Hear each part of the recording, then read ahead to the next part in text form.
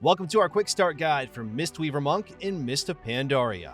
This video is going to cover everything that you need to know for setting up your character, which includes the best race, the best talents, glyphs, gear, professions, macros, and so much more. But first, let's talk about what's new and what to expect from your spec in PvP.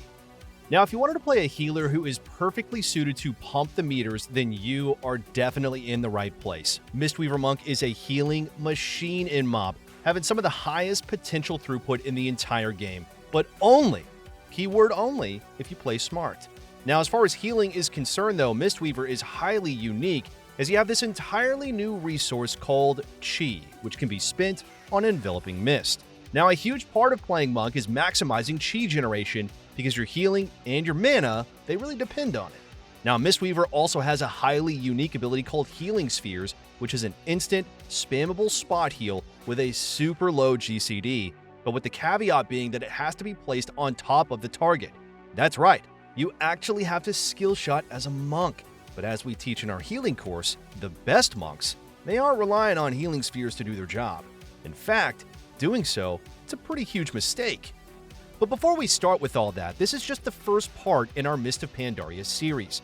Our complete courses, including healing, damage, and playstyle guides, they are all available exclusively at skillcap.com. For the past few months, we've been working alongside the best and the most dedicated players ever in Mist of Pandaria. And right now, you can get ahead of 90% of players instantly thanks to our revamped courses, which teach you literally everything you need to know. And that's why we continue to offer a 400 rating gain guarantee across all of our games. So whether you want to experience MoB Classic or hop into retail, be sure to click the discount link below in order to get started. But for now, let's get back to the video.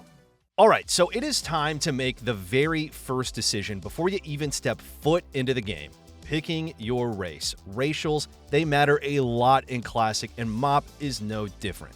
Now, if you plan on playing Alliance, Night Elf is going to be by far the best option. Shadow Meld is an unbelievably powerful racial as a healer, allowing you to not only cancel incoming spell cast, but also to completely immune abilities with precise timing. Now, it even acts as an emergency defensive if you need it. Now, Human really isn't that bad either, especially if you want to play Windwalker. Having the ability to play with 2 healing trinkets can really help with output, but if you only want to play Mistweaver, then Night Elf is definitely going to be the preferred option. If you plan to play Horde, then Undead is going to be your best option here. Will of the Forsaken is extremely useful as a healer, since it allows you to break out of any fear or sleep effects, which are quite common in this expansion. But now, let's talk about talents and glyphs, which both received an overhaul going into the expansion and are now much more streamlined. For our first row, we are going to play with Tiger's Lust in every game. Not only is this going to help us kite and reposition, but this ability is really good when you're playing with a melee DPS, especially a warrior, since it'll help maximize uptime. Then, for our level 30 talents, we're going to hardlock Chi Wave. This is an instant, low CD spell that heals friendly targets, then it bounces to deal damage to enemy targets, which is then converted back into healing thanks to Imminence. Now, as you're going to learn in our Mistweaver course, this is definitely a high priority heal you should be using often. For our next row, we're going to hardlock Chi Brew.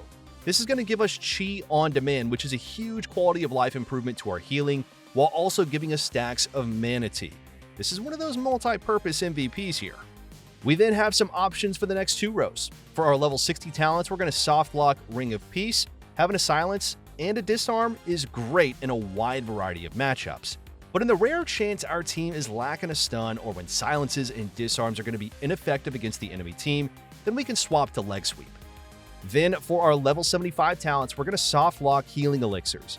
This is an automatic self-heal that's going to proc from using Chi Brew, Nimble Brew, Fortifying Brew, and Mana Tea, or when you drop below 35% HP. Healing Elixirs is great in literally every matchup. Now, with that in mind though, Diffuse Magic can also be a niche pick here in the rare chance that you're going to be the kill target against a Caster Cleave or even against Affliction Warlocks, allowing you to remove UAs with Revival without suffering much damage while Diffuse is active.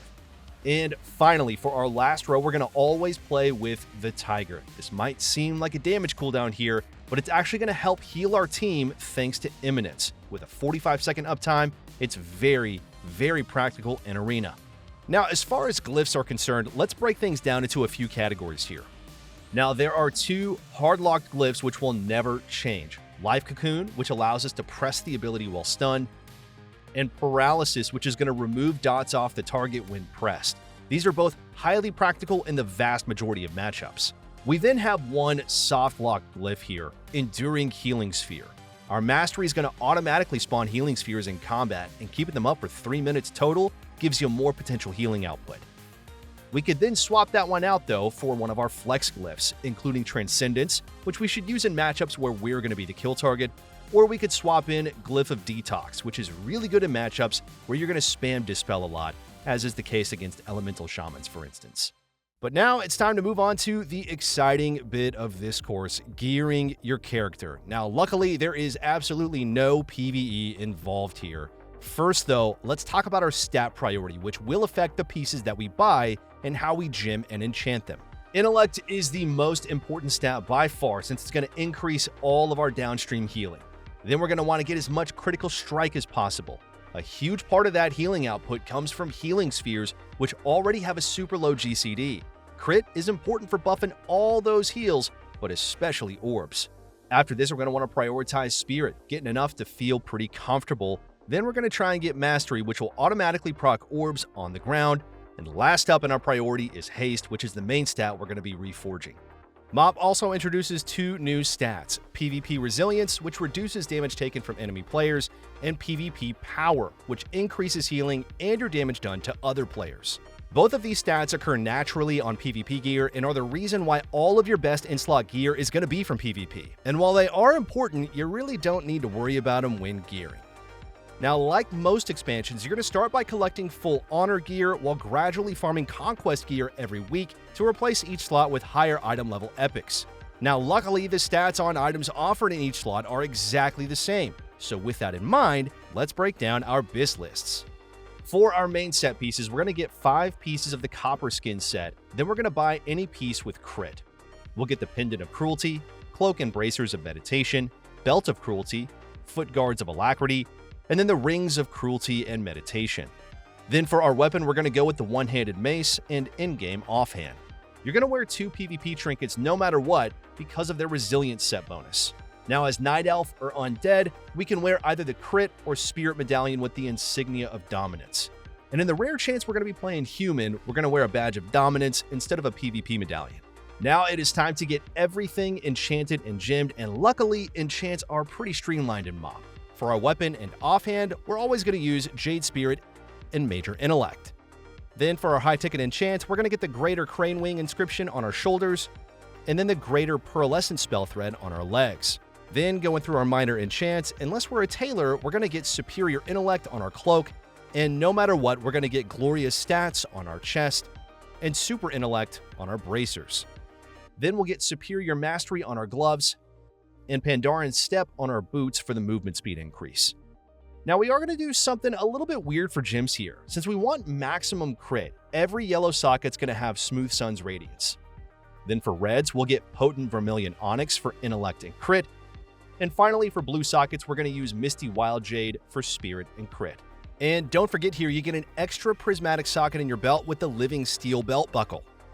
Then for our meta gem, we're going to use the Destructive Primal Diamond not only for crit, but for the 1% spell reflection, which is very practical as a monk since we want to avoid CC. So once you have everything geared and enchanted, be sure to head over to the Reforger to fine-tune your stats. We're going to stick to our stat priority here, removing haste or mastery wherever we can, converting it into crit or spirit. Now, just like other classic expansions, professions do matter in Mist of Pandaria, and as a healer, there are 2 distinct routes you can take here. One route is to go for raw stats, picking the professions that give you static increases to intellect. Alchemy, blacksmithing, enchanting, inscription, jewel crafting, and leatherworking, all of them allow you to get 320 additional main stat. And you really can't go wrong here, as more main stat, it's always going to be good as a healer, and we like those consistent benefits. Now with that said, tailoring is a good alternative choice. Through tailoring, you can choose the Lightweave Embroidery for a 15-second proc that grants an additional 2,000 intellect, or one that gives 3,000 spirit. Now the only drawbacks here are that there's already a good cloak enchant that gives static intellect, and these procs can be less consistent overall. Now, normally we would give you some macros here, but to make things even easier, we have got everything you need on our article site. There you can copy and paste each macro one by one instead of needing to manually type in-game.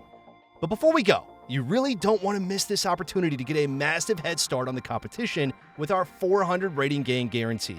Our courses and arena commentaries, they literally have everything you need to help you reach your goals.